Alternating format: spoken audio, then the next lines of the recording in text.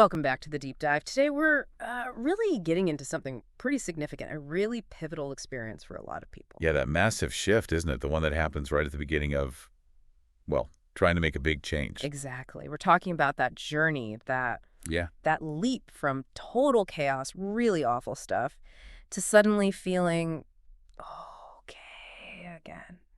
Maybe even great. Or, yeah, some really great. That initial rush, often called the pink cloud. Right. And that's our focus, mapping that whole thing out from the absolute rock bottom desperation Mhm. through that first incredible wave of relief, that pink cloud you mentioned. Yeah. And then crucially, what comes after the real work needed when that initial high starts to fade. How do you actually stay okay? It's so critical, isn't it? Because that first feeling, that surrender, it can feel like you've crossed the finish line. Right. Like, I did it. Exactly. Eh.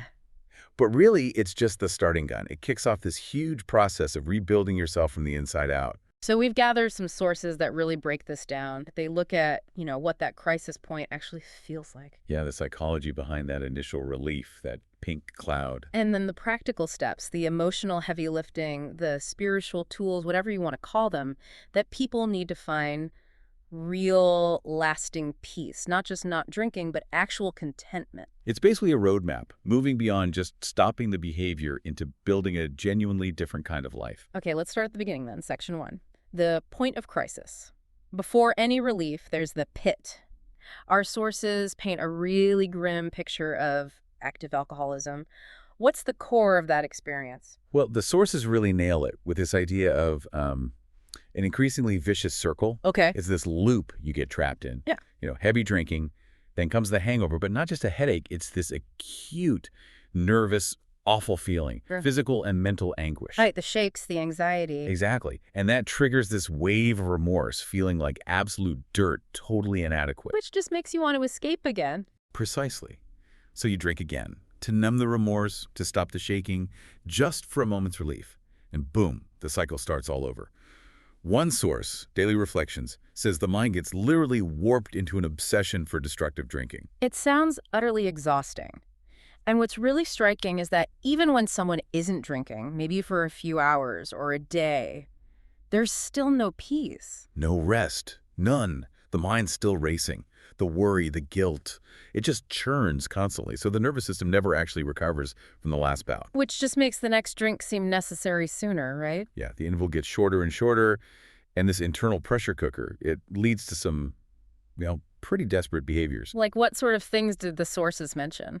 Well, specific examples come up. Things like stealing vodka as a kid or needing that drink first thing in the morning just to steady the nerves enough to face the day. Just to function. Yeah. Or, planning your whole day around it, making sure you've got booze stashed like a fifth hidden under the car seat so you can drink with minimal interference. Yeah. Wow. So it's not about pleasure anymore at that point. Not at all. It's pure desperation. Just managing this out-of-control nervous system, surviving from one drink to the next. Yeah. Everything else, family, job, health, takes a backseat. And somehow people function like this, sometimes for years. How do they not see what's happening? Denial, it's like this incredibly thick wall they build around themselves, and a huge part of that is blame. Ah, right. It's always someone else's fault. Always. Yep. It's the boss, the spouse, the stress, the unfairness of life. Anything but their own drinking, the blame is always pointed outwards. So in that twisted logic, the alcohol isn't the enemy. It's the ally. Right. It's the only thing that seems to offer temporary shelter from that internal storm. Yeah. If you look at the personality traits often linked with addiction, being overly sensitive, getting frustrated really easily, anger issues, chronic fear, deep lack of confidence. Alcohol seems like the perfect quick fix for all of that. It becomes this tragic form of self-medication, trying to cope with parts of yourself you just can't handle sober. But the medicine becomes the poison. Exactly. And that leads to this core delusion, Yeah. what one source calls the great illusion of control. Okay, explain that. Well, even after all the chaos, the blackouts, maybe losing jobs, relationships falling apart, even when rationally they know they can't drink like normal people. There's still that little voice. Yes, that voice that says, next time I'll be careful. Next time we'll just have one or two. That belief that this time they can manage it. That right there, that persistent illogical belief that they can regain control, that the rules don't apply to them, that's the absolute hallmark of the alcoholic mindset, according to the sources. They might stop for a while, but the idea they can eventually drink moderately, it's always lurking. And constantly fighting that internal battle, trying to control something uncontrollable. That's the unmanageability part, isn't it? That's it, exactly. Life becomes completely unmanageable because Yeah. so much energy is going into this losing battle with alcohol and the obsession around it. So if the problem is this constant, desperate fight to control it, to escape reality, what's the way out? There's only one door, really. You- Surrender. Giving up the fight. Completely. It's that moment of hitting bottom, of finally admitting deep down what step one says. We admitted we were powerless over alcohol, that our lives had become unmanageable. That sounds like defeat. It is defeat, total, absolute defeat. Yeah. But here's the amazing paradox the sources talk about. Yeah. That moment of complete surrender, admitting you've lost the war. That's the first step towards real freedom. When you stop fighting the truth of your condition, that's when you actually start to find strength. It's where the healing begins. Wow, it's like breaking down a dam. All that pressure held back for so long. Exactly. And once that internal struggle finally stops, the immediate relief, it must be just colossal. And that leads us right into the next phase, doesn't it? After hitting that bottom, after that surrender, what happens right away? What's that first taste of freedom like? It's often so sudden, so powerful, it feels like a miracle, which is why we often hear that term, The pink cloud. the pink cloud. Yeah. Section 2, the immediate shift. Okay, so let's unpack that. Why is it so intense, that initial feeling? Well, part of it is just biology. Think about it. Waking up without a hangover, day after day. After years of feeling awful every morning. Exactly. For someone caught in that cycle of sickness and anxiety, just feeling physically okay feels like liberation. It's huge. And the mental space, too. Oh, definitely. One source talks about how that constant, exhausting mental effort, planning the drinking, hiding it, worrying about running out, figuring out how much is safe, it just vanishes. All that brain power freed up. Right. And the relief from that obsession alone is immense. People talk about feeling this incredible gratitude. They start laughing again, like really laughing. And it feels, as one source put it, more real than drunken laughter. That's a great description. Yeah. Suddenly, life doesn't feel like this grim, shameful struggle. It feels sane, sober, constructive, and happy. The whole world just seems brighter. That's the pink cloud effect. There's some actual brain chemistry involved there, too, isn't there? It's not just psychological relief. Oh, absolutely. Yeah. Think about what alcohol does. It floods the brain, then causes that awful withdrawal. When you stop that cycle, the brain starts trying to rebalance itself. It starts making its own feel-good chemicals again. Exactly. Serotonin, dopamine, things start working more normally. Right. And after years of chemically induced ups and downs, feeling naturally okay or even naturally good feels, well, miraculous. You get this surge of hope, energy, optimism. The brain's basically celebrating its escape from constant trauma. And that feeling gets amplified when people connect with others in recovery, right? Massively. Because when a newcomer walks into, say, a meeting room, they're often braced for judgment. They expect the same criticism or suspicion they've gotten used to from others. But that's not what they find. No. Instead, they find people who get it. Hmm. People who meet them with understanding, empathy, concern, not judgment. That must shatter the isolation. Completely. Mm-hmm. Suddenly you realize you're not uniquely broken. Your struggles, your fears, even the specific crazy things you did. Other people have been there too. Someone sees the pain in your eyes and offers a hand, shares their own story. And you feel like you belong somewhere. Yes. That feeling of belonging is incredibly powerful. It starts to fill that huge hole that the addiction was trying and failing to fill. It's this combination, feeling physically better, mentally clearer, and emotionally connected, that creates the peak pink cloud experience. It sounds wonderful. Almost too good to be true. Well, that's the thing. It is wonderful. Yeah. But our sources are very clear. It's also temporary. And there's a danger hidden in that beauty. Okay, what's the danger? The danger is thinking this feeling is the cure. That because you feel so good, the problem is solved. But the underlying issues, the character stuff, the emotional patterns that drove the drinking in the first place, they haven't actually been dealt with yet. So the foundation isn't solid yet. Not at all. And this is where the risk of what the sources call conditional sobriety or iffy thinking creeps in. Iffy thinking. I like that. What does it look like? It looks like putting conditions on your recovery. Thinking, okay, I can stay sober if everything in my life goes perfectly, or I feel great now, I'm cured, so it's safe to go back to that toxic relationship, or I can handle that high-stress job again. Or maybe thinking the rules have changed for you. Yes. That's a big one. Oh, it's a wedding? One drink won't hurt. Or I'm grieving, I deserve just one drink to cope. It's forgetting that the core issue for the real alcoholic is unconditional. Meaning you can't just dip back in for special occasions. Exactly. The illness doesn't care if it's a celebration or a sorrow. Trying to control it, even just once, is playing with fire. It's going right back to the thinking that caused the crisis. And the pink cloud itself can feed into this, can't it? It can make you feel maybe a bit overconfident. Definitely. It can fuel this subtle ego trip. You start thinking, wow, I did this. I beat it with my willpower. Or you mistake that initial spiritual high for a permanent state you've achieved, Yeah. other than a gift you've been given through abstinence and connection. So it makes sobriety seem easy, effortless. Right. And the real challenge, the make or break point, is navigating the transition from that effortless joy to the conscious, sometimes difficult effort required for long-term change. That's the shift, isn't it? Moving from just being dry to becoming truly sober. That's it exactly. Yeah. When the pink cloud starts to thin out, that's when the real journey begins. Yeah. The honeymoon phase is over. Okay, so the initial relief wears off. The world isn't quite so rosy anymore. What happens next? This is where the hard work comes in, right? Section 3, the necessary hardship. It is. Because now the focus has to shift inwards. Abstinence bought you the ticket, but now you have to actually do the emotional excavation. And the big tool for that excavation is step 4, isn't it? The fearless moral inventory. Sounds daunting. Why is it so tough, but so essential? It's tough because it's not just making a list of bad deeds. One source calls it a gradual unfolding. You start to see the patterns, the character defects, the Yeah. selfishness, the fear, the dishonesty that were underneath the actions. Things you maybe didn't want to see. Exactly. Things you've ignored or rationalized away for years. Hmm. People talk about feeling tears, anger, real discomfort when they recognize parts of themselves they don't like.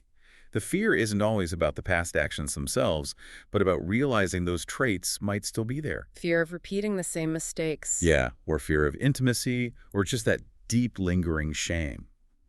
And a crucial part of this process, the source of stress, is dropping the word blame Getting rid of the blame game entirely. completely. That grudge list people make in step 4, it's really just a list of people they've been blaming for their own unhappiness or failures. And resentment is singled out as particularly dangerous. Hugely dangerous. The big book calls resentment the #1 offender.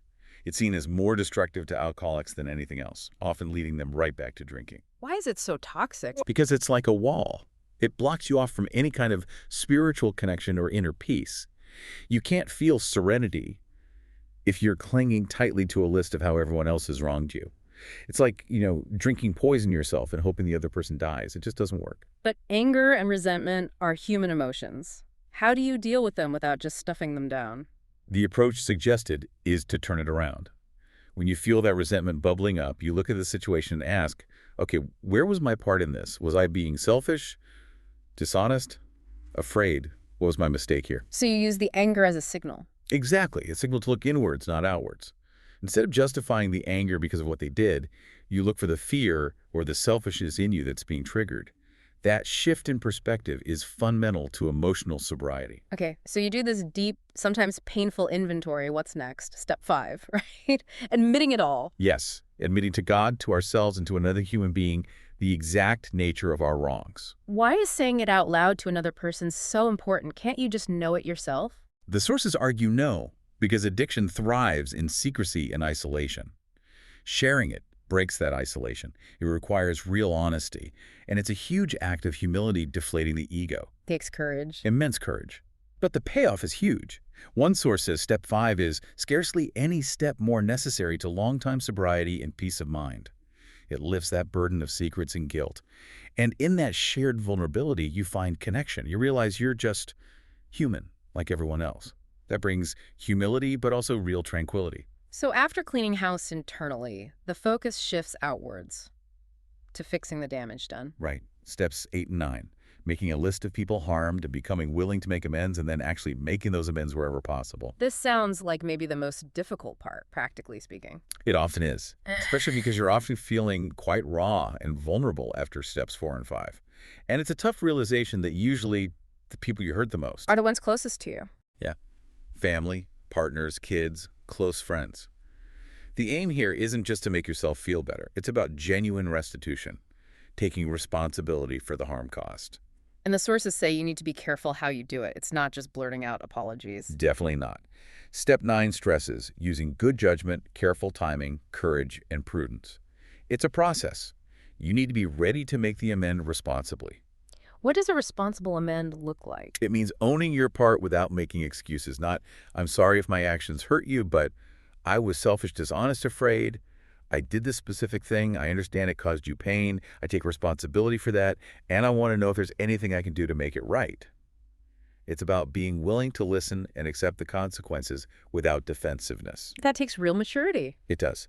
And there's also a really important caveat that often surprises people. Which is? Sometimes making a direct amend would actually cause more harm. Well, say you harmed someone years ago, and they've moved on, rebuilt their life.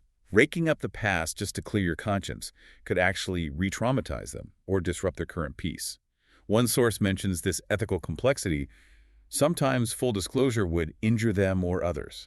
So the principle is do no further harm. Exactly. The goal is healing and responsibility. Sometimes that means accepting the discomfort and respectfully leaving certain situations alone.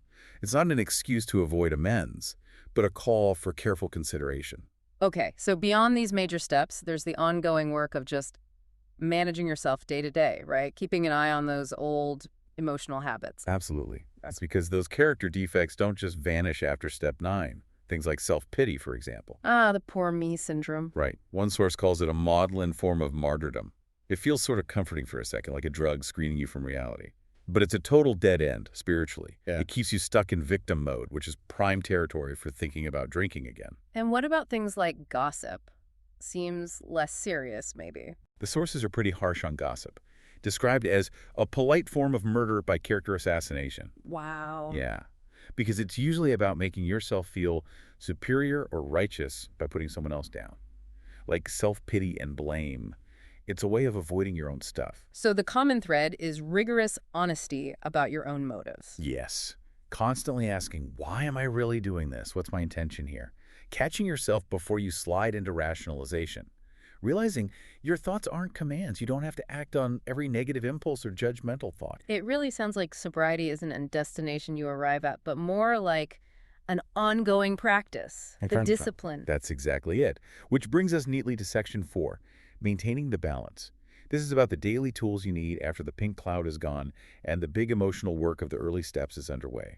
This is about the long haul. Okay, so how do you sustain this? It can't all be intense emotional digging forever. No, it shifts. It becomes less about crisis management and more about building a sustainable way of life. And that requires daily attention. Step 10 is key here, continuing to take personal inventory. But like every day, isn't that exhausting? It's not necessarily a deep dive every day. It's more about ongoing awareness. There's the idea of a spot check inventory. A spot check, what's that? It's designed for in-the-moment disturbances. Say you get cut off in traffic and you feel that surge of rage. Yeah, happens to the best of us. Right. The spot check is a quick internal pause. Okay, what just happened? What am I feeling? Was I being selfish here? Maybe I was speeding. Dishonest, telling myself I own the road. Yeah. Afraid of being late. What's my defect that's flaring up? Ah, so it's catching yourself before you spiral. Exactly. And if you see you are out of line, you promptly admit it, maybe just to yourself or to your higher power, or maybe even apologize mentally to the other driver. It stops a small irritation from festering into a big resentment that could bite you later. It's like immediate course correction. That's a great way to put it. Damage control and maintenance. Step 10 also involves a brief review at the end of the day. What went well, what didn't, where was I disturbed, where could I have done better? It keeps you tuned in to your patterns. And this constant self-monitoring feeds into step 11, right? And improving conscious contact with a higher power. Yes. Prayer and meditation are described as the main channels for that connection, providing an unshakable foundation for life. Now, prayer and meditation can sound intimidating or maybe too religious for some people. How do the sources frame it? They frame it broadly. It's not necessarily about organized religion. It's about seeking guidance and strength from something bigger than your own ego, moving beyond self-will. Meditation, interestingly, is sometimes described simply as doing nothing. Doing nothing. How is that helpful? It means consciously setting aside the planning, the worrying, the trying to figure everything out, just being still, listening, being open, surrendering the illusion that you're in total control. So it's about creating space? Creating space to receive, rather than constantly striving. And this conscious contact doesn't have to be some mystical trance. The sources suggest it can be practiced in very simple, everyday ways, Like how? like truly listening when someone talks to you instead of just waiting for your turn, like offering a genuine smile, like choosing to forgive a small slight quickly. Every interaction becomes a chance to practice being connected, being less self-centered. That makes it feel much more practical, less ethereal. It's about how you show up in the world. Exactly. And speaking of practical, there are some really down-to-earth life management tools emphasized too, like HALT, Ah, yes. Hungry, angry, lonely, tired. crucial. It's like a basic dashboard warning system for your emotional state. It sounds simple, but it's based on real physiology. If you let yourself get too hungry, your blood sugar drops. Too tired, your reserves are depleted. Too lonely or angry, your emotional resilience plummets. And when you're physically or emotionally depleted, Your ability to cope with stress tanks. And your mind automatically starts reaching for old, familiar, usually destructive coping mechanisms like drinking. so checking HALT is just respecting your basic human needs to protect your mental state. Pretty much. Sometimes the solution isn't a deep spiritual insight. It's a sandwich and a nap. Huh, good point. What about time management? That comes up too, surprisingly. Yeah, the idea of striving for a less hurried pace, questioning the constant rush, asking yourself, is this hurry really necessary? Am I really that indispensable? Why is slowing down considered a spiritual tool? Because constant rushing creates anxiety and pressure. And pressure leads to reactivity, mistakes, and emotional burnout. Slowing down conserves energy, allows for more thoughtful responses, helps you prioritize sanely. It's pushing back against that ego-driven urgency. Exactly. If you think everything must be done right now, you're probably operating from self-will again, trying to control everything, which is the opposite of the surrender you learned in step one. Okay, one last piece for maintaining balance, especially for people involved in recovery groups. Principles above personalities. Oh, this is huge for long-term sanity. It means focusing on the core principles of recovery: honesty, humility, tolerance, service, love, rather than getting caught up in judging or reacting to the specific people you encounter. Even if those people are, frankly, annoying. Especially if they're annoying. Say someone in a meeting consistently rubs you the wrong way. Placing personality first means you avoid them, maybe badmouth them, maybe even stop going to that meeting, which hurts your recovery. Right. Placing principle first means recognizing, okay, this person's struggling too. My principle here is tolerance, patience, kindness. My purpose is my own recovery. You practice the principles on the personalities you find difficult. That's a real test of spiritual fitness, isn't it?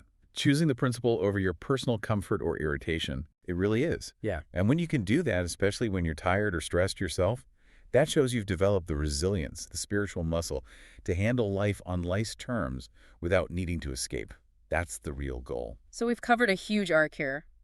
From that initial desperate chaos, Yeah, drinking just to stop the shakes. through the sudden, beautiful relief of the pink cloud, That feeling like a miracle. then into the really tough, necessary work of the steps, facing yourself, making amends, The emotional excavation. and finally landing on this idea that real, lasting contentment isn't a prize you win, but something you cultivate daily through ongoing self-awareness, connection, and these practical tools. Exactly. And the reward isn't just avoiding disaster. It's building a life that actually feels meaningful. Mm. The sources suggest that true ambition shifts.